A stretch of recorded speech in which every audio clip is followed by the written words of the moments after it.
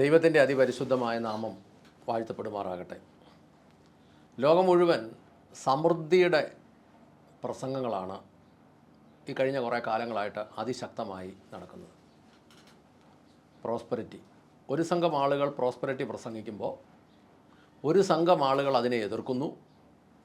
അങ്ങനെ അങ്ങോട്ടും ഇങ്ങോട്ടും നടക്കുന്നെങ്കിൽ, അങ്ങനെ ഒരു തർക്കം നടക്കുന്നെങ്കിൽ, അനുഗ്രഹങ്ങൾ പ്രാപിക്കുന്ന കാര്യത്തെക്കുറിച്ച് ദൈവം എന്തു പറയുന്നു എന്ന് നമ്മൾ ദൈവവചനത്തിലൂടെ 2-3-4 വീഡിയോകളൊന്ന് ചിന്തിക്കാൻ പോവുകയാണ്. മനുഷ്യരുടെ ജീവിതത്തിൽ നമ്മൾ നോക്കുമ്പോൾ നല്ലൊരു ശതമാനം ആളുകളുടെ ജീവിതത്തിലും ദാരിദ്ര്യം കാണുന്നുണ്ട്. ഈ ദാരിദ്ര്യം അനുഭവിക്കാനാണോ ദൈവം ഇവനെ സൃഷ്ടിച്ചത് എന്നതാണ് ഒന്നാമത്തെ ചോദ്യം. ദൈവത്തിൻ്റെ സമൃദ്ധിയിൽ ജീവിക്കാനായിട്ടാണ് ദൈവം മനുഷ്യനെ സൃഷ്ടിച്ചത്, അതോ ഈ ദാരിദ്ര്യം അനുഭവിക്കാനാണോ? ദൈവവചനം ഇതിനെക്കുറിച്ച് എന്തു പറയുന്നു എന്നത് നമ്മളൊന്ന് ചിന്തിക്കുക. എന്ന് പറഞ്ഞാൽ മനുഷ്യൻ എങ്ങനെ ദാരിദ്ര്യം വന്നു, മനുഷ്യനായി ജനിച്ചവന് ദാരിദ്ര്യം വന്നതിൻ്റെ കാര്യം എന്താണ്, സൃഷ്ടിയുടെ ദൈവ ഉദ്ദേശം എന്തായിരുന്നു. ഉൽപ്പത്തി പുസ്തകം 1-ാം അധ്യായത്തിൽ മനുഷ്യ സൃഷ്ടിയെക്കുറിച്ച് ദൈവമായ കർത്താവ് പറയുന്നത് നമ്മൾ ശ്രദ്ധിക്കണം. അതിനെക്കുറിച്ച് നമുക്ക് മുന്നോട്ട് പോകുന്നതിനിപ്പുറം നമുക്ക് യോഹന്നാൻ സുവിശേഷം 1-ാം അധ്യായത്തിൽ 2-3-4 വാക്യങ്ങൾ വളരെ ശാന്തമായി ഒന്ന് ചിന്തിക്കാം. 1:1 വായിച്ചാട്ടെ. യോഹന്നാൻ സുവിശേഷം 1-ാം അധ്യായത്തിൻ്റെ 1-ാമത്തെ വാക്യം. ആദിയിൽ വചനമുണ്ടായിരുന്നു, വചനം ദൈവത്തോട് കൂടെ ആയിരുന്നു. അവിടെ നിൽക്കട്ടെ. 2 കാര്യങ്ങൾ പറയുന്നു. ആദിയിൽ വചനമുണ്ടായിരുന്നു, വചനം ദൈവത്തോട് കൂടെ ആയിരുന്നു. അടുത്തത് എന്താ എഴുതിയേക്കുന്നത്? വചനം ദൈവമായിരുന്നു. അപ്പം 3 കാര്യം പറഞ്ഞു. ആദിയിൽ വചനമുണ്ടായിരുന്നു, വചനം ദൈവത്തോട് കൂടെ ആയിരുന്നു എന്നതോടൊപ്പം തന്നെ പറയുന്നു വചനം ദൈവമായിരുന്നു. അടുത്ത വാക്യം എന്നാ പറയുന്നു? അവൻ ആദിയിൽ ദൈവത്തോട് കൂടെ ആയിരുന്നു, സകലതും അവൻ മുഖാന്തരം ഉളവായി. സകലതും ഉളവായത് വചനമാണ്, വചനത്തിനെ അവൻ എന്ന് അവിടെ വിളിക്കുന്നു. അടുത്ത വാക്യം. ഉളവായതൊന്നും അവനെ കൂടാതെ ഉളവായതല്ല എന്ന് പറഞ്ഞാൽ ഈ കാണുന്ന ഒരു സംവിധാനത്തിൻ്റെയും സൃഷ്ടിയുടെ പുറകിൽ വചനമല്ലാതെ മറ്റൊന്നുമില്ല എന്ന് നമ്മൾ വായിക്കുന്നു. അടുത്ത വാക്യം. അവനിൽ ജീവൻ ഉണ്ടായിരുന്നു, ജീവൻ മനുഷ്യരുടെ വെളിച്ചമായിരുന്നു. ഈ വചനം മനുഷ്യരുടെ വെളിച്ചമായി മാറി. അത് 10-ാമത്തെ വാക്യം വായിച്ചേനി. അവൻ ലോകത്തിൽ ഉണ്ടായിരുന്നു, ലോകം അവൻ മുഖാന്തരം ഉളവായി, എങ്കിലും ലോകം അവനെ അറിഞ്ഞില്ല. ലോകമുളവാക്കിയ വചനമായ അവൻ മനുഷ്യനെ സൃഷ്ടിച്ചത് ദാരിദ്ര്യം അനുഭവിക്കാനല്ലായിരുന്നു എന്നാണ് നമ്മൾ ബൈബിൾ മനസ്സിലാക്കുന്നത്. നമുക്ക് വായിക്കാം. ഉൽപ്പത്തി പുസ്തകം 1-ാം അധ്യായത്തിൻ്റെ 26, 27, 28 വാക്യങ്ങളൊന്ന് വായിച്ചു നോക്കാം. അനന്തരം നാം നമ്മുടെ സ്വരൂപത്തിലും സാദൃശ്യത്തിലും മനുഷ്യനെ സൃഷ്ടിക്കുക, അവർക്ക് സമുദ്രത്തിലുള്ള മത്സ്യങ്ങളുടെ മേലും ആകാശത്തിലുള്ള പറവജാതികളുടെ മേലും മൃഗങ്ങളുടെ മേലും സർവ്വഭൂമിയുടെ മേലും ഭൂമിയിൽ ഇഴയുന്ന എല്ലാ ഇഴജാതികളുടെ മേലും അധികാരം ഉണ്ടായിരിക്കട്ടെ എന്ന് ദൈവം കൽപ്പിച്ചു. അങ്ങനെ ദൈവം തൻ്റെ സ്വരൂപത്തിൽ മനുഷ്യനെ സൃഷ്ടിച്ചു, ദൈവത്തിൻ്റെ സ്വരൂപത്തിൽ അവനെ സൃഷ്ടിച്ചു, ആണും പെണ്ണുമായി അവരെ സൃഷ്ടിച്ചു. ദൈവം അവരെ അനുഗ്രഹിച്ചു, നിങ്ങൾ സന്താന സമൃദ്ധിയുള്ളവരായി വർദ്ധിച്ച് പെരുകി ഭൂമിയെ അധീനമാക്കുവിൻ, സമുദ്രത്തിലെ മത്സ്യങ്ങളുടെ മേലും ആകാശത്തിലെ പർവ്വജാതികളുടെ മേലും ഭൂമിയിൽ ചരിക്കുന്ന എല്ലാ ജീവജാലങ്ങളുടെ മേലും വാഴുവിൻ എന്ന് ദൈവം അവരോട് കൽപ്പിച്ചു. അതായത് നമ്മൾ ഇതിൻ്റെ 26-ാമത്തെ വാക്യത്തിലും 28-ാമത്തെ വാക്യത്തിൻ്റെ അവസാന ഭാഗത്തും നമ്മൾ വായിക്കുന്നത് സകല ജീവികളുടെയും മേൽ വാഴുവാനാണ് ദൈവം മനുഷ്യനെ സൃഷ്ടിച്ചത്. അതായത് നമ്മൾ നോക്കുമ്പം ജനിക്കുമ്പോൾ 2 കിലോ, 2.5 കിലോ, 3 കിലോ, 3.5 കിലോ വരെയൊക്കെ ഉള്ള ഒരു മനുഷ്യൻ, ജനിക്കുമ്പോൾ പല്ല് പോലും ഇല്ലാത്ത ഒരു മനുഷ്യൻ, മുടിയോ സംവിധാനങ്ങളോ ഒന്നുമില്ലാത്ത ഒരു മനുഷ്യൻ, അവൻ പതുക്കെ വളർന്ന് അവൻ്റെ അവയവം വളരണം, അവൻ്റെ ശരീരം വളരണം, അവൻ്റെ ബുദ്ധി വളരണം, അവൻ്റെ ബന്ധങ്ങൾ വളരണം, അവൻ്റെ സമ്പത്ത് വളരണം, അവൻ്റെ ഐശ്വര്യങ്ങൾ വളരണം, അവൻ്റെ ജ്ഞാനം വളരണം, സൗന്ദര്യം വളരണം. അങ്ങനെ ഇവൻ വളർച്ച പ്രാപിച്ച് സകലതിൻ്റെ മുകളിൽ വാഴണം എന്നതാണ് ദൈവത്തിൻ്റെ പദ്ധതി. എന്നാൽ ഉൽപ്പത്തി 1:28 ഒന്നുകൂടെ വായിച്ചേ. 1:28.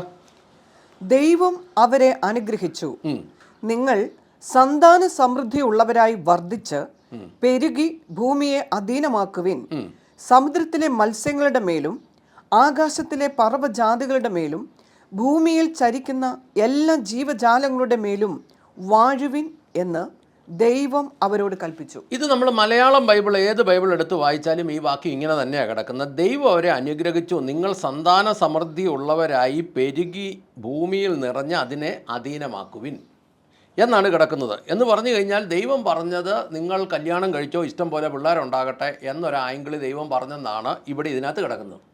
എന്നാൽ ആംപ്ലിഫൈഡ് വേർഷനിലും ഇംഗ്ലീഷ് ബൈബിളിലും തമിഴ് ബൈബിളിലും മൂലഗ്രന്ഥങ്ങളിലും ഒക്കെ കിടക്കുന്നത് അങ്ങനെയല്ല. ബി ഫ്രൂട്ട്ഫുൾ ആൻഡ് മൾട്ടിപ്ലൈ എന്നാണ് ആദ്യമേ പറഞ്ഞേക്കുന്നത്. നിങ്ങൾ ഫ്രൂട്ട്ഫുൾ ആകണം എന്ന ആ ഫ്രൂട്ട്ഫുൾ എന്ന് പറയുന്ന ഒരു വാക്ക് തന്നെ മലയാളം ബൈബിളിലില്ല, എടുത്തു കളഞ്ഞു. അത് POC ആണേലും സത്യവേദ പുസ്തകമാണേലും NIVV ആണെങ്കിലും ഏറ്റവും പുതിയ തർജ്ജിമയായിട്ട് ഇറങ്ങി വന്ന മാത്യൂസ് വർഗീസിൻ്റെ ബൈബിളിലാണേലും അത് വിശുദ്ധ സത്യവേദ പുസ്തകം എന്ന് പറയുന്ന ബൈബിളിലാണെങ്കിലും മോശാന ബൈബിളിലാണെങ്കിലും എല്ലാ ബൈബിളിനകത്തും ഈ be fruitful multiply and fill the earth എന്ന മൂലഭാഷയിൽ നിന്ന് അതെടുത്തു കളഞ്ഞു. ആദ്യമേ പിള്ളേരുണ്ടായിക്കോട്ടെ എന്നല്ല ദൈവം പറഞ്ഞത്, നിങ്ങൾ ഫ്രൂട്ട്ഫുള്ളായിരിക്കണം, അത് കഴിഞ്ഞ് വേണം സന്താന സമൃദ്ധി ഉണ്ടാകാൻ. എന്ന് പറഞ്ഞാൽ ഒരു മനുഷ്യൻ അവൻ ജനിച്ച മണ്ണിനും ജനിപ്പിച്ച പിതാവിനും കുടുംബത്തിനും മാതാവിനും അവന് തന്നെയും അവൻ നന്മയുള്ളവനായിരിക്കണം, ഫലം കൊടുക്കുന്നവനായിരിക്കണം, ഫ്രൂട്ട് കൊടുക്കുന്നവനായിരിക്കണം, ഫലപുഷ്ടിയുള്ളവനായി തീരണം എന്നതാണ് ആദ്യത്തെ ഉത്തരവാദിത്വം. മലയാളം ബൈബിളുകളിൽ പറ്റിപ്പോയ ഏറ്റവും വലിയൊരു തെറ്റെന്ന് പറയുന്നത് പല മേഖലയിലും ഇതിൻ്റെ ഒരു 50% വരെ തെറ്റാണ് എഴുതി വച്ചിരിക്കുന്നത് തെറ്റെന്ന് പറഞ്ഞാൽ അത് മൂലഗ്രന്ഥങ്ങളിൽ ഇങ്ങോട്ട് തർജ്ജിമ ചെയ്തപ്പോൾ ആ തർജ്ജിമയ്ക്കകത്ത് ഭയങ്കരമായ മിസ്റ്റേക്ക്. ഉൽപ്പത്തി പുസ്തകം 1-ാം അധ്യായത്തിൻ്റെ 28-ാമത്തെ വാക്യത്തിനകത്ത് നിങ്ങൾ പെരുകുന്നതിനിപ്പുറം ഫ്രൂട്ട്ഫുള്ളാകണമെന്ന് എഴുതിയേക്കുന്നത്. ഫ്രൂട്ട്ഫുള്ളാകണം. വചനവ്യവസ്ഥയിൽ നിങ്ങൾക്കും നിങ്ങളുടെ കുടുംബത്തിനും നിങ്ങളുടെ ദേശത്തിനുമെല്ലാം ഫലം കൊടുക്കുന്നവരായിരിക്കണം എന്ന് പറഞ്ഞാൽ തെറ്റായ ഫലമാണ് നന്മതിന്മകളുടെ അറിവിൻ്റെ വൃക്ഷത്തിൽ നിന്ന് ഹൗവ ഭക്ഷിച്ചതും ആദത്തിന് കൊടുത്തതും അതിൻ്റെ ഫലമാണ് അവരുടെ ഏദൻ തോട്ടം നഷ്ടപ്പെട്ടതും അവർ ഭൂമിയിലോട്ട് വരേണ്ടി വന്നതും കഷ്ടവും പ്രയാസവും പൈശാചിക ശക്തിക്ക് കീഴിലൊക്കെ ഇവൻ പോകേണ്ടി വന്നത്. ആ തെറ്റായ ഫലം കഴിച്ചതിൻ്റെയും കൊടുത്തതിൻ്റെയും ഒക്കെ ഫലമാണ്. അപ്പോൾ ശരിക്കും ഫ്രൂട്ട്ഫുൾ, പഴം, കനി കൊടുക്കുന്നവനായിരിക്കണം എന്ന് പറഞ്ഞാൽ അതിൻ്റെ യഥാർത്ഥ അർത്ഥം ശാപം ഒഴിവാക്കുന്നവനായിരിക്കണം.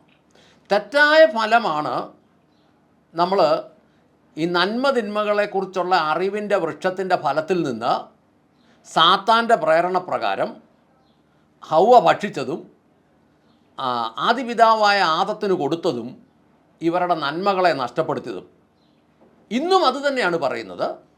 തെറ്റായ ഫലങ്ങൾ അറിഞ്ഞോ അറിയാതെയോ കൊടുത്താൽ ദേശത്ത്, കുടുംബത്തിൽ, സഭയിൽ, സമൂഹത്തിലെല്ലാം വലിയ ശാപങ്ങൾ വരും. അപ്പോൾ ശാപങ്ങൾ വരാത്ത രീതിയിൽ പഴം കൊടുക്കുന്നവൻ, ഫ്രൂട്ട് കൊടുക്കുന്നവൻ, കനി കൊടുക്കുന്നവനായിട്ട് വേണം വർദ്ധിക്കാൻ എന്നാണ് ബൈബിൾ പറഞ്ഞത്, ഒറിജിനൽ വചനം പറഞ്ഞത്. പക്ഷേ ഈ തർജ്ജിമകൾ ഇങ്ങനെ കുളവാക്കി വന്നപ്പോൾ മലയാളിക്ക് ഈ ഫ്രൂട്ട്ഫുൾ എന്ന വാക്ക് പോലും ഇതിനകത്തില്ലെന്നായിപ്പോയി. 2-3 ഉദാഹരണങ്ങൾ പറയാം, എന്നിട്ട് പ്രാർത്ഥിക്കാം. ഒന്ന്, ഈ സോദോം ഗോമോറ ദൈവം നശിപ്പിക്കുമ്പോൾ അവിടെ മതങ്ങളും ആചാരങ്ങളും പുരോഹിതന്മാരും ഒന്നും ഇല്ല എന്ന് നമ്മൾ വിശ്വസിക്കേണ്ട. അവിടെ ഈ സംവിധാനം എല്ലാം ഉണ്ട്. ഉള്ളപ്പോഴാണ് ഇതെല്ലാം അവിടെ ദൈവം നശിപ്പിച്ചത്. ഒരു കുഞ്ഞ്, രണ്ടാമത്തെ ഉദാഹരണം, ഒരു കുഞ്ഞ് സ്കൂളിൽ പഠിക്കുന്നവനാണെങ്കിൽ അവൻ ഫലം കൊടുക്കുക എന്ന് പറഞ്ഞാൽ അവൻ ആ പഠിക്കുന്ന വിഷയത്തിലെല്ലാം വിജയിക്കുക, അവൻ്റെ മാതാപിതാക്കളെയും അധ്യാപകരെയും മുതിർന്നവരെയും എല്ലാം ബഹുമാനിക്കുക, സുഹൃത്തുക്കളെ അല്ലെ കൂട്ടുകാരെ സ്നേഹിക്കുക, ഇങ്ങനെയുള്ള കാര്യങ്ങളെല്ലാം കൂടെ വരുമ്പോൾ അവൻ ഫലം കൊടുക്കുക എന്നറിയുന്നത്. ഇനി ഒരു ഭൗതിക ഉദാഹരണം പറയാം.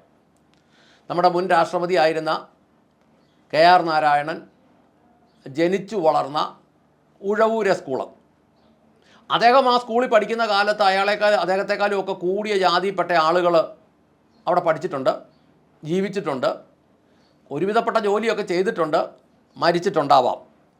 എന്നാൽ അതിനുശേഷം ആ സ്കൂൾ ഇന്ന് ലോക പ്രശസ്തമായത് ഈ മനുഷ്യൻ്റെ ഭൗതിക ഫലത്തിലൂടെയാണ്. ആ മനുഷ്യൻ ഏത് ജാതിക്കാരനാണെന്നുള്ളതല്ല വിഷയം. അദ്ദേഹം വന്ന് ഇന്ത്യൻ രാഷ്ട്രപതി വരെ ആയതുകൊണ്ട് അദ്ദേഹത്തിലൂടെ ഒരു വലിയ നന്മ, വലിയൊരു ഫലം ദേശം മുഴുവൻ കാണാനിടയായി. അങ്ങനെയാണെങ്കിൽ ഉൽപ്പത്തി പുസ്തകം 1-ാം അധ്യായത്തിൻ്റെ 28-ാം വാക്യം പറയുന്നത് നിങ്ങൾ ഫ്രൂട്ട്ഫുള്ളായിട്ട് വർദ്ധിക്കണമെന്നാണ്. മലയാളം ബൈബിളിൽ നിർഭാഗ്യവശാൽ അത് തെറ്റിപ്പോയി. അങ്ങനെയെങ്കിൽ തുടക്കം മുതലുള്ള തെറ്റുകൾ പരിഹരിച്ചു പോകേണ്ടതായ വിഷയം എല്ലാ ദൈവജനവും പ്രാർത്ഥിക്കണം. നമുക്കിപ്പോൾ പ്രാർത്ഥിക്കാം. സ്വർഗസ്ഥനായ ഞങ്ങളുടെ പിതാവേ, ഞങ്ങളുടെ കർത്താവായ യേശുക്രിസ്തുവേ, പരിശുദ്ധാത്മാവായ ഞങ്ങളുടെ നല്ല ദൈവമേ, നല്ല ദിവസത്തിനായി നന്ദി പറഞ്ഞ് പ്രാർത്ഥിക്കുന്നു. തിരുവചനം ഞങ്ങളുടെ കയ്യിൽ കിട്ടിയപ്പോൾ കർത്താവെ, അതിൽ 50% വരെ തെറ്റ് വന്നെങ്കിൽ അത് മൂലഗ്രന്ഥവുമായി കടപിടിക്കാത്തതുകൊണ്ട്, കർത്താവെ, അത് ദൈവം പറഞ്ഞതല്ലാത്തതായതുകൊണ്ട് ഈ തെറ്റുകൾ പരിഹരിക്കുവാനുള്ള ഒരു വലിയ കൃപ കർത്താവെ ദേശത്തിൻ്റെ മേൽ ഇറങ്ങണമേ. അനേകർക്കത് ആശ്വാസമാകണമേ. അതിനുവേണ്ടി ചില അഭിഷിക്തന്മാരെ ദൈവം ഒരുക്കണമേ. കർത്താവെ, ഏറ്റവും ആദ്യമേ തന്നെ ഈ തെറ്റുകൾ 100% മൂലഗ്രന്ഥത്തോട് ചേർന്ന് നിൽക്കത്തക്കവണ്ണം യഥാർത്ഥ ദൈവവചനത്തെ പുറത്തിറക്കുവാൻ അഭിഷിക്തന്മാരെ ദൈവം എഴുന്നേൽപ്പിക്കണമേ എന്ന് പ്രാർത്ഥിക്കുന്നു. കേൾവിക്കാർക്കും കാര്യങ്ങൾ തിരിച്ചറിയുവാനുള്ള കൃപ ദൈവം നൽകി അനുഗ്രഹിക്കണമേ. അങ്ങ് പ്രാർത്ഥന കേട്ട് അനുഗ്രഹിച്ച കൃപയ്ക്ക് നന്ദി. യേശുക്രിസ്തുവിൻ്റെ ധന്യമുള്ള നാമത്തിൽ തന്നെ. ആമേൻ, ആമേൻ, ആമേൻ.